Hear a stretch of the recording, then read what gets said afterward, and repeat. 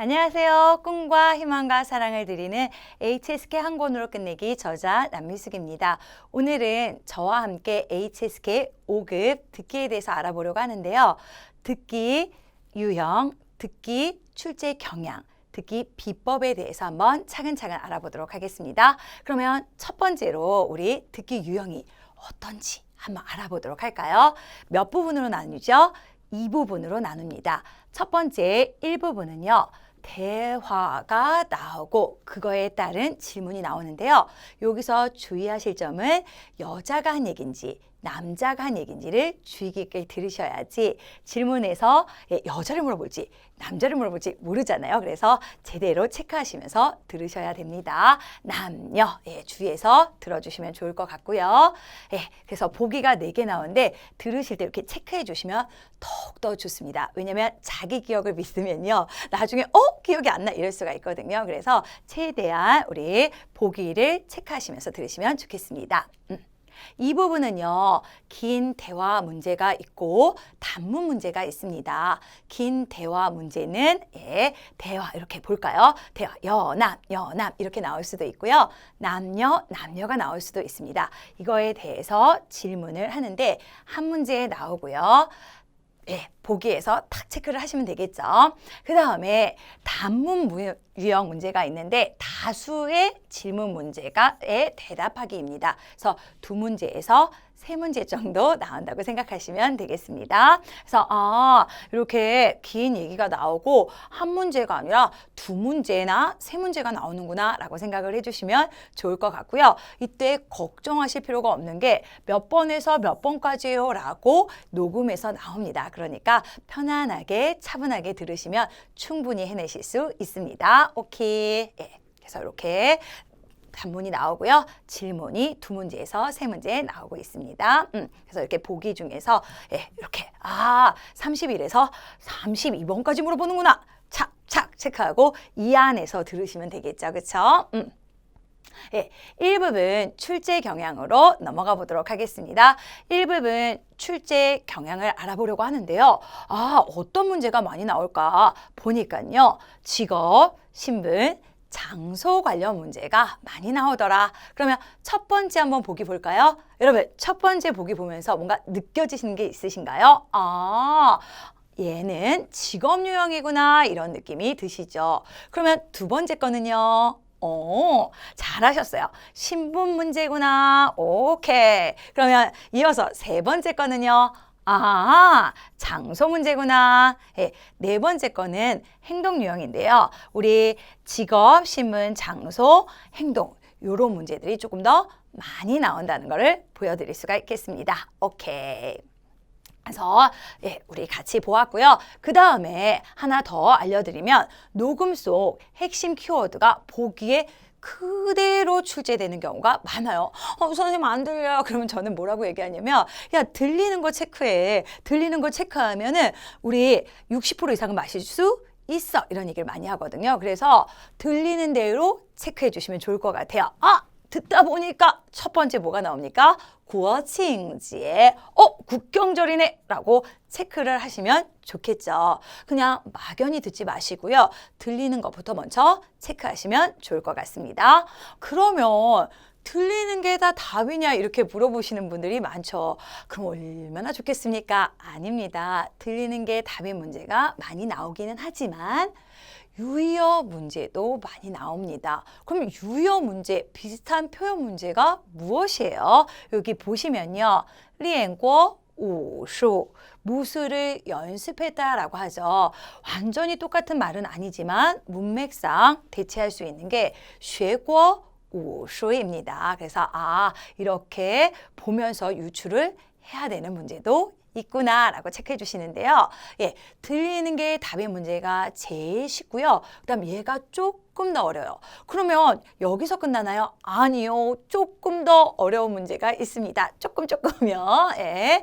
문맥을 파악해서 풀어야 되는 문제입니다. 그래서 이런 부분에서는 조금 많이 틀리시는데요.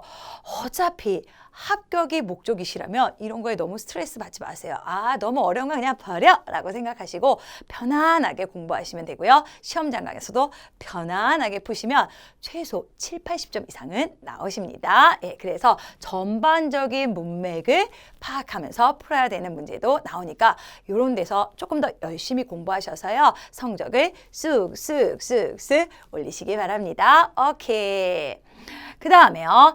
단문을 조금 더 자세히 보려고 하는데요. 단문은 다양한 주제로 문제가 많이 출제가 됩니다. 예, 이야기 유형도 나오고요. 설명문 유형도 나오고 유머러스한 얘기도 나오고 예, 이렇게 나오는데요. 딱 이렇게 들을 때 이거 年轻人 한 명의 젊은이 이런 식으로 되면 이야기구나 라는 생각을 해주시면 되고요. 뭔가 조사에서 발견하기를 이렇게 나오면 설명문이라고 생각하시면 되는데 설명문은 조금 어렵습니다. 그래서 많이 여기서 틀리시거든요. 걱정하지 마시고요.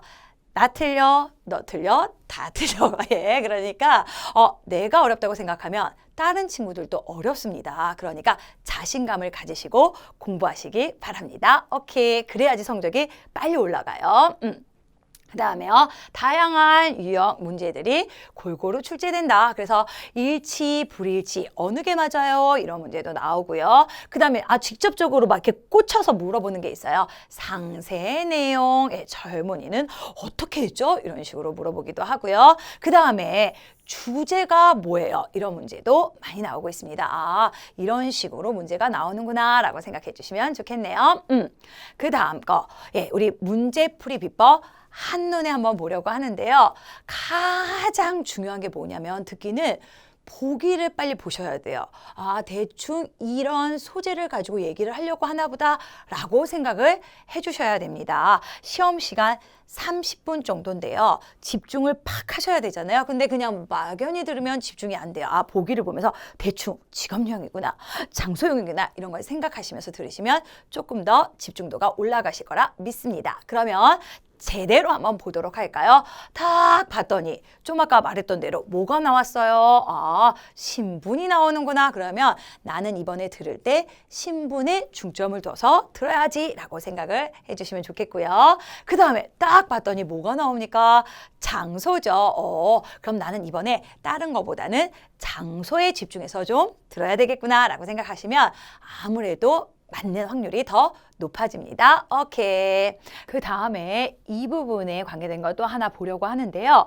이 부분을 풀 때는 굉장히 체력적으로 좀 떨어져 있는 상태고 문제도 어렵습니다. 지문 길이도 길고요. 그래서 최대한 속어법이라는 걸 이용해서 풀으시면 좋을 것 같은데요.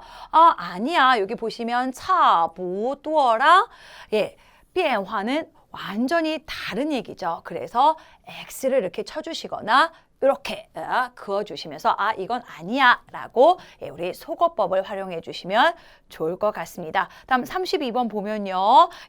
不同的特点 같지 않은 특징 不一样 이렇게 비슷한 유의어 아까 배웠었죠. 유의어 이렇게 표현도 있습니다. 그래서 최대한 우리 문제지에다 체크를 해줘라. 오케이. 듣기 공부 비법에 대해서 얘기하려고 하는데요. 여러분, 문제를 많이 푸는 게 좋을까요? 아니면 몇 문제 안 풀더라도 제대로 공부하는 게 좋을까요? 제대로 공부하시는 게 좋습니다. 그래서 우리 책을 공부하실 때요. 풀고 나서 그 문제의 지문을 들으시면서 최대한 많이 따라 읽어주시고요. 그 다음에 또 하나 여기다 플러스 하자면 중요 포인트 내용을 꼭 외워주셔야 돼요. 여러 번 따라 읽어주시고 흐름을 파악했다 하면 키워드 단어들을 최대한 체크해서 외우자.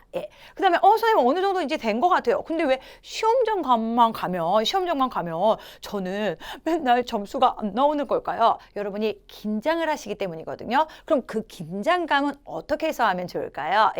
들으시고 나서 어느 정도 내가 습득을 했다 그러시면요. 1.2배속 빠르기로 들어주셔야 돼요. 저희가 시험과 똑같게 녹음을 해도요. 시험장에서 들으실 때는 더 빠르게 들리시거든요. 그래서 1.2배속 빠르기로 조금 들어주는 게 좋겠다. 네, 요거 하나 알려드리고 싶습니다. 오케이.